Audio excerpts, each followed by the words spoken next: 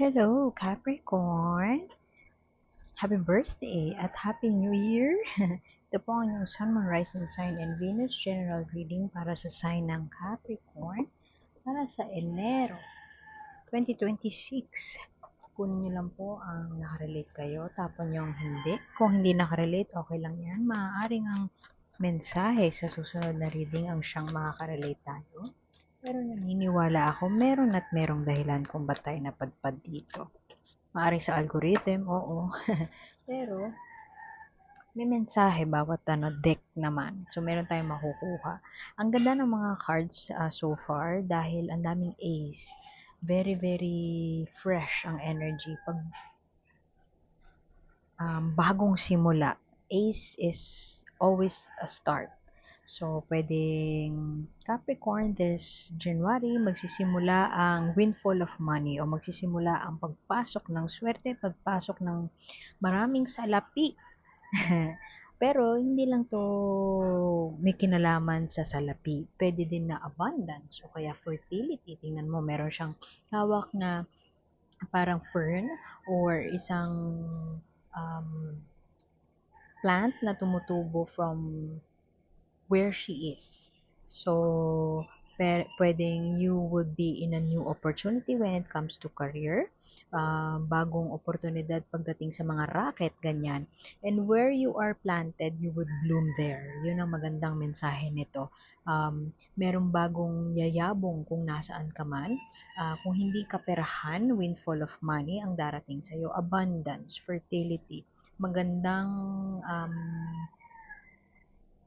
estado, health-wise at wealth-wise. Pwede din namang magandang point of view o bagong point of view, bagong pananaw pagdating sa paghawak ng pera, paghandle ng pera, o sa pagpasok ng pera dito sa bagong taon. Ang ganda ng core energy ni Capricorn. Ace of Pentacles. Pentacles is pera. Coins. Ace of Coins din yan. Bagong simula. Pwedeng bagong career path. Yung iba sa inyo, pwedeng makakatanggap na ng news na may job offer na.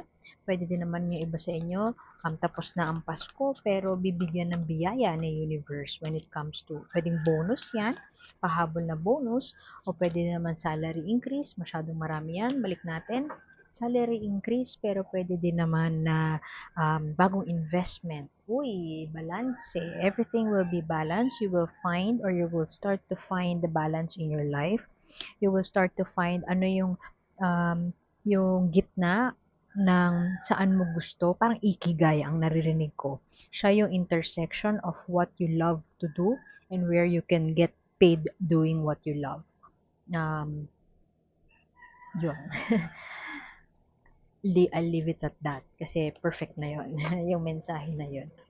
Pwede kasi yung iba sa inyo nung 2025, iniisip parang ano ba gagawin ko sa career ko? Pwedeng towards the end of the year or beginning of the year, you will take a leap of faith. Magsisimula ng panibagong career, magsisimula ng bagong business, pwedeng ganon. And sa pagsisimula na yon, doon mo makukuha o malalaman o ma-acknowledge o pwede din naman na ma-welcome ang isang bagay na parang okay na ako dito. Contentment. Hindi yan textbook contentment, pero contentment ang napipick up ko na energy. Pwede din naman na iba sa inyo ay may betrayal or parang na-hunt ka, parang kang prey, P-R-E-Y, prey na parang pinagbiskitahan in the previous years. Pwedeng you were betrayed. Tapos maraming binato sa'yo na challenges or heartaches. Pero 10 is always a number of closure. Magkakaroon na ng closure o magkakaroon na ng parang matatapos na itong period of betrayal na ito. Kung yung iba sa inyo ay may na-experience ang betrayal, pwede din naman na sa work-wise kayo ay parang hirap na sa trabaho, maraming iniisip. So matatapos na ang panahon ng pag-iisip na yan sa trabaho. 10 of Wands pa. Matatapos naman ito ang period of struggles. Matatapos ang battle. Kung ikaw ay may battle, long-standing battle, 2025 matatapos na. Kung mapapansin din natin, maraming blue ang color dito sa first 3 cards mo. Pwede itong representative o symbolic of the throat chakra. Ang throat chakra ay nasa ating throat, energy center siya, kung saan kapag balanse ang throat chakra, you express your authentic self. At the same time, hindi ka parang hindi mo hold back ang iyong truth. At the same time, you are open to the truth of others. You are open to the beliefs of others. So, yun yung balancing throat chakra. Pwedeng mas fully ma-express mo na ang sarili mo, mas magiging totoo ka sa sarili mo when it comes to work, since pentacles ang iyong core energy. O pwede din naman na makakasimula ka ng iba sa inyo, magsisimula ng isang business. Tingnan mo yan, every little thing you do is magic. What an affirmation. Pwede yung iba sa inyo magsisimula ng business na magiging natotoo sa kanyang truest self. Magiging totoo sa kanyang sarili. Halimbawa, kayo ay engineer o kaya technical lang inyong trabaho, pero matagal nyo nang gustong, let's say, maging tarot reader, o matagal nyo nang gustong maging artist. Pwedeng yung business nyo na sisimulan ay related sa arts at doon nyo makikita yung balance. Yun nga, ikigai yung sinasabi ko eh. Makikita yung balanse ng dito masaya. Yung balanse between food for the table at food for the soul. Mahahanap niyo yung balanse na yun. Kung hindi man mahahanap this January, magsisimula ang journey towards na paghanap nun. Kasi may dalawang 10 dito, which is a closure of something that is very difficult time. Pwedeng buong 2025, nag-overthink ka, magre-resign na ba ako, aalis na ba ako dito, nakakapagod na. And this January, magsisimula na ang parang pwedeng new mindset if not a new opportunity when it comes to finances. Ace of Cups naman, is new beginning in love, pero reverse mo nakuha, so pwedeng hindi pa tayo fully makakita ng silver lining when it comes to our romantic life. Pwede din naman na magtatrabaho pa tayo ng bongga, no? Kasi ang Ace of Cups din, ito rin ay isang card of self-love. Parang channeling every abundant love that is going around you, channeling mo back to yourself. So, with the Ace of Cups here, lalo na kung single, pwedeng hindi tayo masyado makakapag-focus sa ating self-care, no? So, challenge yun, Capricorn. Find some time for self-care kasi you run the risk of overworking pa rin. Trabaho ng trabaho si Capricorn. Overworking this January. And this is a good sign too, since lalo kung birthday mo soon, sign ito to have some rest. This is an affirmation of a resting period. So, January, siguro hindi ka mag-all out muna sa pagtatrabaho o hindi ka muna mag-all out sa pag-push ng final leg when it comes to starting a new business. O pwede din naman na kung walang trabaho, naghahanap ng trabaho, hindi mo i-all out, hindi mo kakaririn yung paghahanap ng job. Pwedeng pahinga muna, chill muna si Capricorn kasi may masasarado ng dalawang battle na sobrang tagal nang nangyayari sa buhay ni Capricorn. Sorry po kung may naririnig kayo na ingay, pasensya na. Medyo active ang pets ng kapitbahay namin. Usual yan sa reading ko and pasensya na po. Hindi ko makokontrol. Hindi ko sila makontrol, syempre. Maganda kasi yung gantong oras, medyo may ilaw tayo. Maganda tignan ng cards pag may ilaw. Okay, ano ang hinihintay mo? Meron pa tayong hihintayin.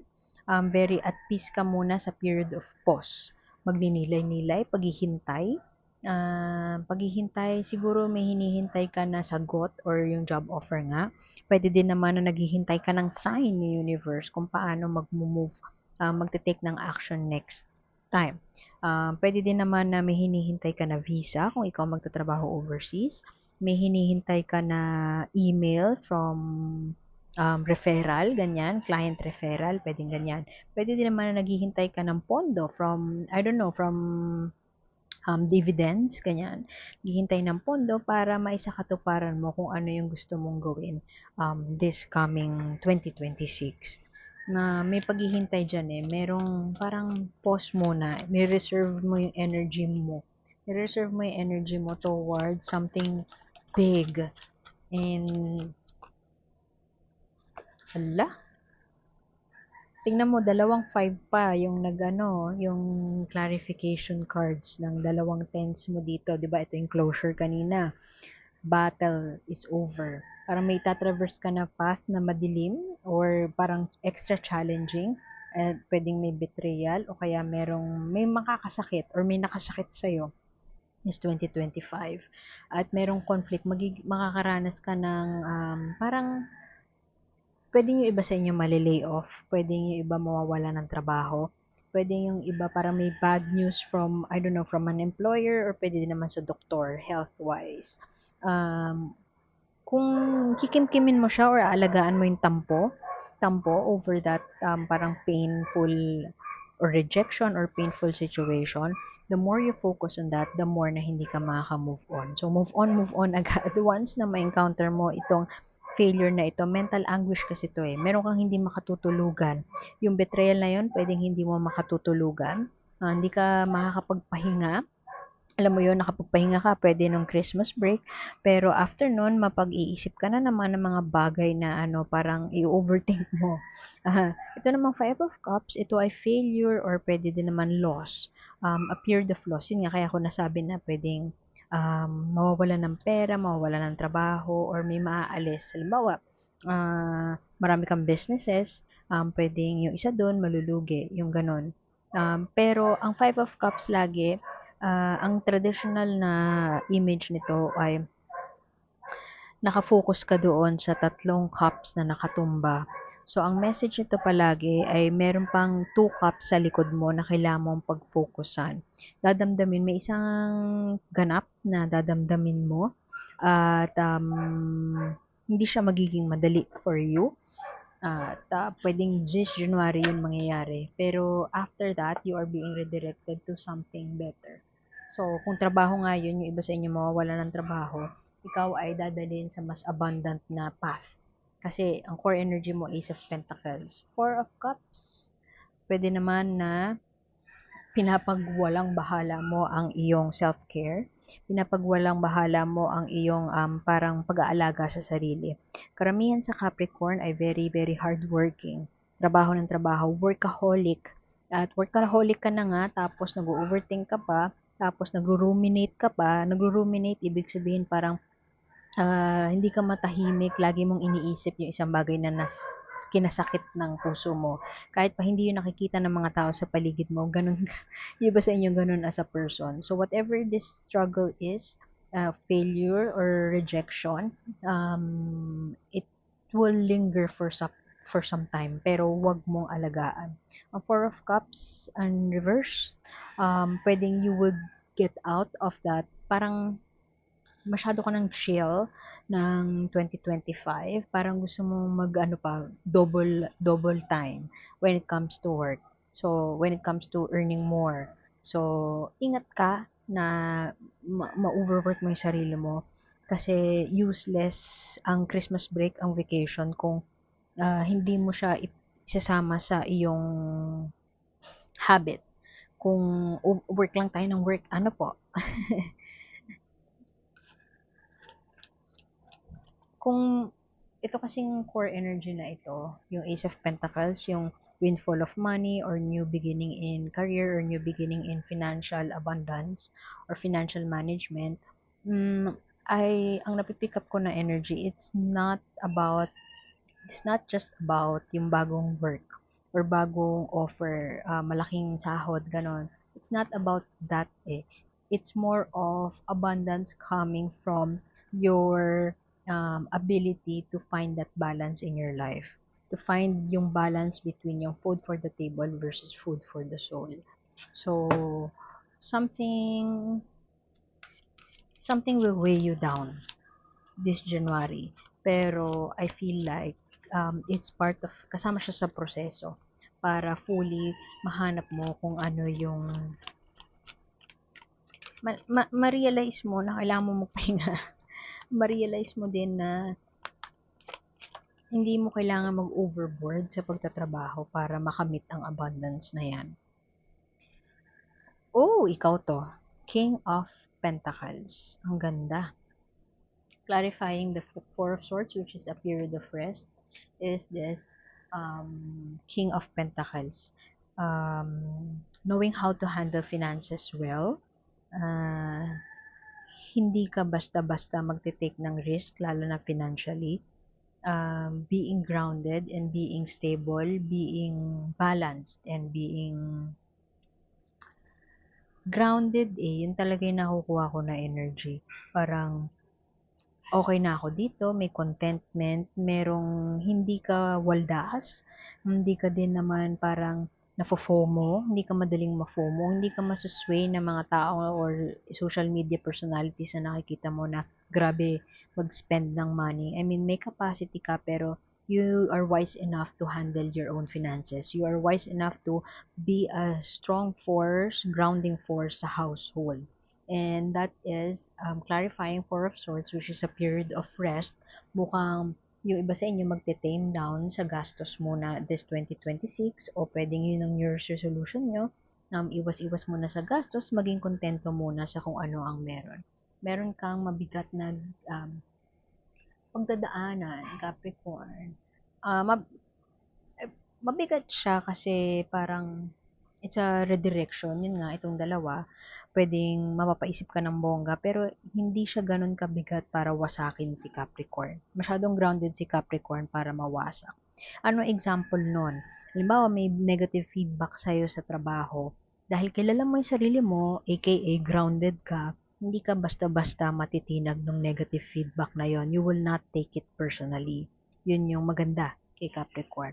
At tingin ko kahit pa may paghihinto may hinto dito may pause, a period of pause. A period of pause and then a period of struggles or hardships pero isa lang ang klaro doon, you have to make some time for yourself.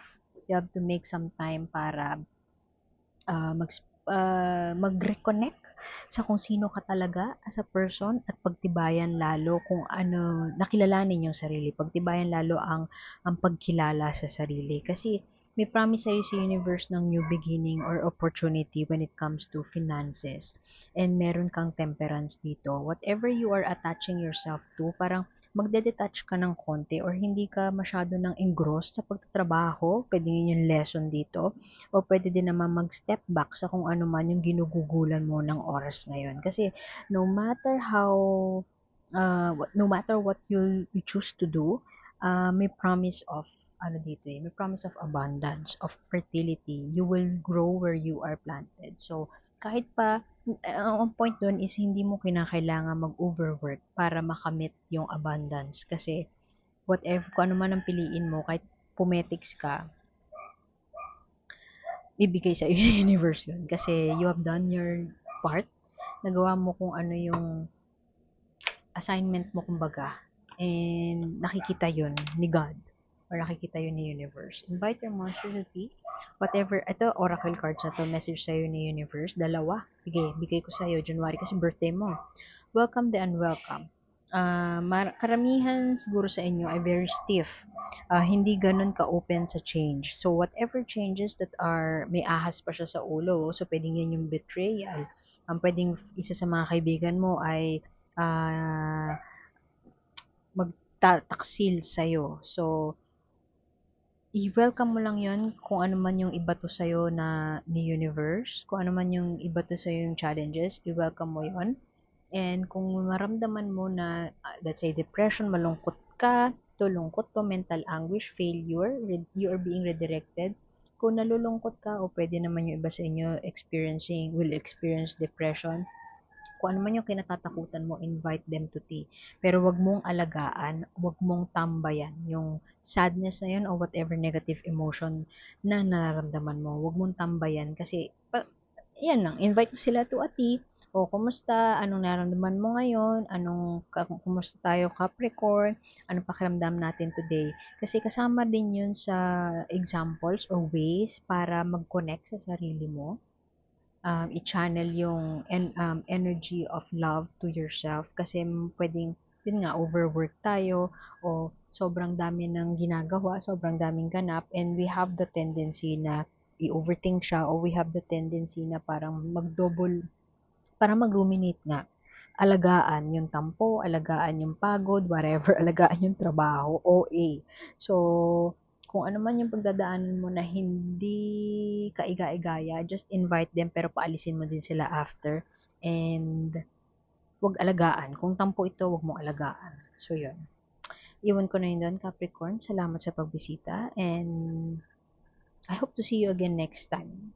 Like, share, and subscribe lamang po. And see you soon. Bye-bye.